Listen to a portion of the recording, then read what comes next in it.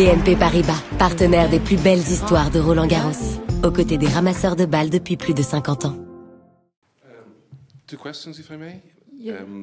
The first one, last year, this venue hosted a very important event, the Olympic Games. I was wondering if you had any opportunity to review what was done during the event that wasn't organized by you, and maybe you thought to incorporate some of the experience they had doing that into the tournament. And the second question is, while walking through the grounds, I've seen that the line to get into the store, to the boutique, was always very, very long. I was wondering if there's something that you want to do about that.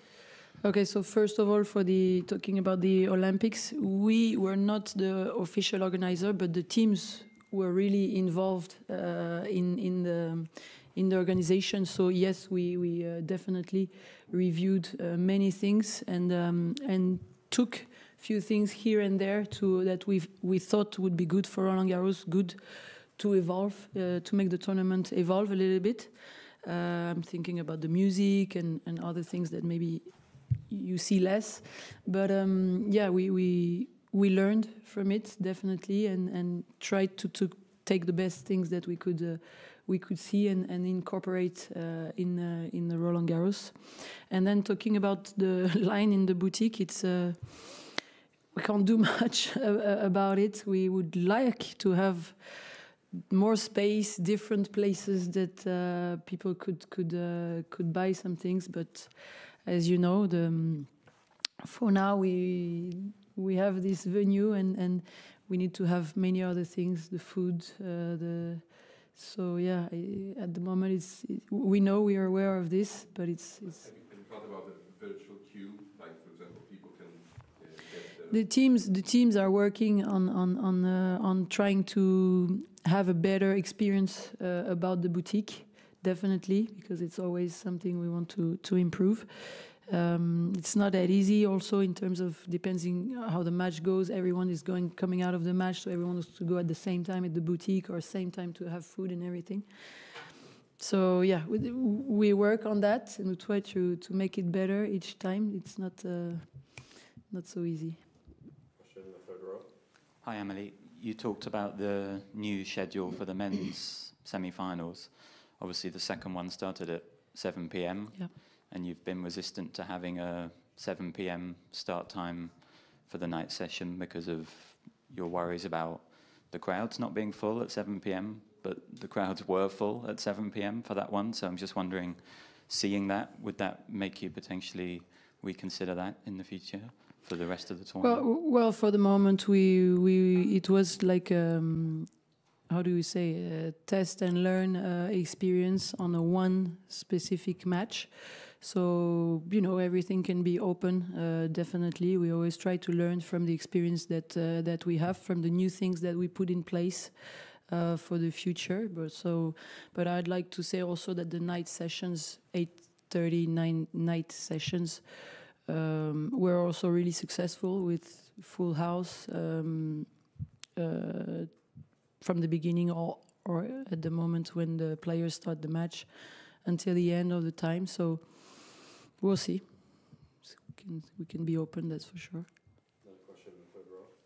Hi there, Amélie. Thank you for coming in today, Yeah. and congratulations on everything that you've run through there. It's there's a lot that goes into this tournament, I know.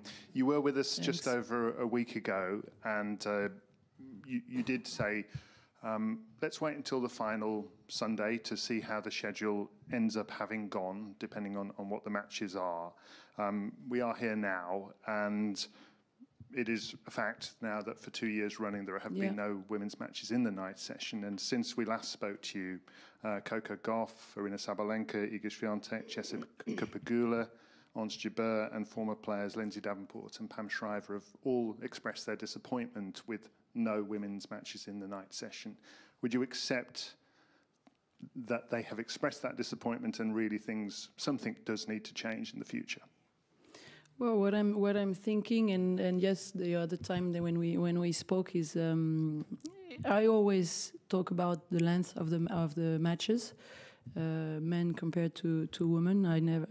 I always also said that the entertainment is there in both cases, and I think we wouldn't be having these conversations if we would have the same format for both games, and because, in my opinion, it's the length or the possible length of the match that is making it hard for us in terms of scheduling. Do you think they should play the same format? If you don't have the microphone for our translation. Sorry. Would you propose that they therefore play the same format in the future to ensure equality? I'm just saying that if we had the same format, we wouldn't be having this conversation. That's what I'm saying. Next question, second row, please. Scheduling is probably the worst job at any tournament.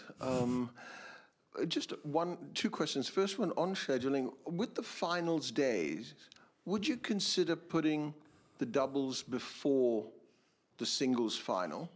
Yeah, for yesterday? You mean? Yeah, you've got Saturday? Saturday and Sunday.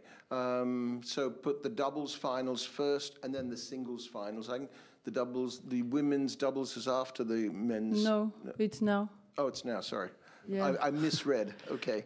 The second question is: you've been doing this now for 3 years. It's fourth year. edition. Yeah. What's tougher? Being a player and winning a major, or doing this job? Yes, being a player, for sure.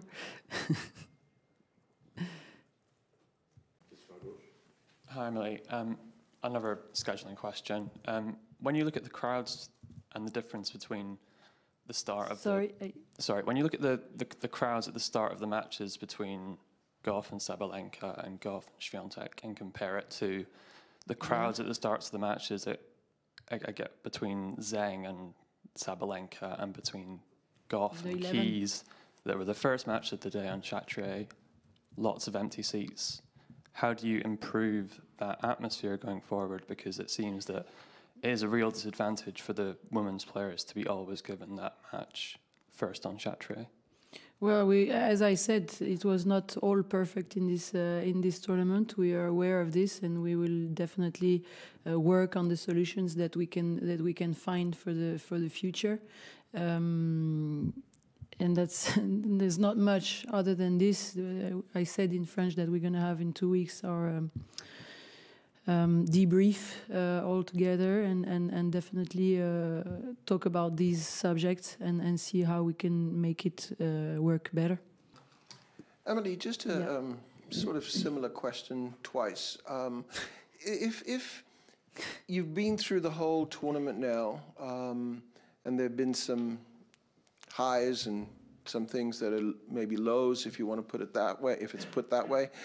If you had to pinpoint for yourself a highlight that has really caught you these last couple of weeks, what might that be? And then I know you said you've got the debrief soon after. If there's one thing straight in your mind now that you'd like to adjust or change, what might that be? So the first question is difficult because many things are happening during happened in the last 3 weeks. If you want to get out of the sport, probably, or it's kind of the sport also, but a more historical moment is Rafa on center court on Chatrier, getting the love from everyone, from the crowd, from organization, from the other big players of his era, and how touching he was also in that moment. I think those images, the stadium, the colors, the harmony in all of this is probably what stands up and will stay. That's important. And then we've talked for the things that we're gonna address. Definitely the remplissage, comment on dit, le seats, les seats. And we will think again about the scheduling and the seats, and those are the common things and constant things we are challenging all the time. And as you said, there are many things that are going into those decisions.